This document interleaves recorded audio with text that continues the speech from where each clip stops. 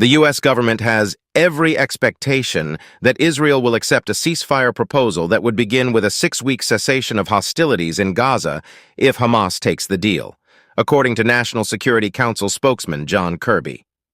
The three-part plan unveiled by President Joe Biden last week would also be a surge of humanitarian aid, as well as an exchange of some hostages for Palestinian prisoners before a permanent end to the war. The proposal, however, has met with vocal opposition from some members of Israel's government. The negotiations come as fighting continues in Rafah, which came under intense Israeli airstrikes over the weekend.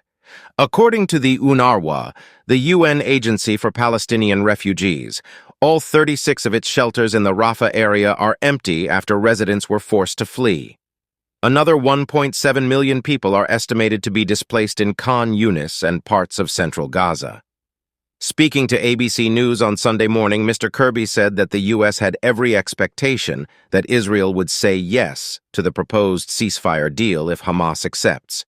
"We're waiting for an official response from Hamas," he said, adding that the U.S. hopes that both sides agree to start the first phase of the plan as soon as possible.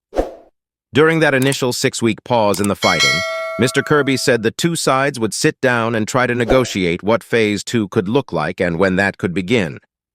In a televised address last week, Mr. Biden said that the second phase of the plan would see all remaining living hostages returned, including male soldiers. The ceasefire would then become the cessation of hostilities permanently.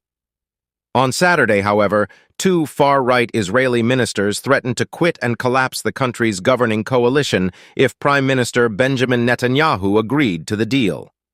Finance Minister Bezalel Smotrich and National Security Minister Itamar Ben-Gvir said they were opposed to striking any deal before Hamas was destroyed.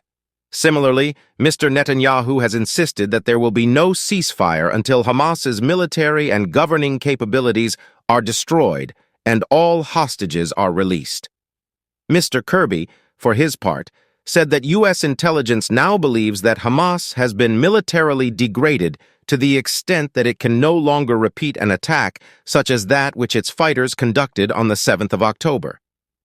"We've not said that they don't still represent a viable threat to the Israeli people. Of course they do," he said. "But they don't have the military capabilities to do what they did."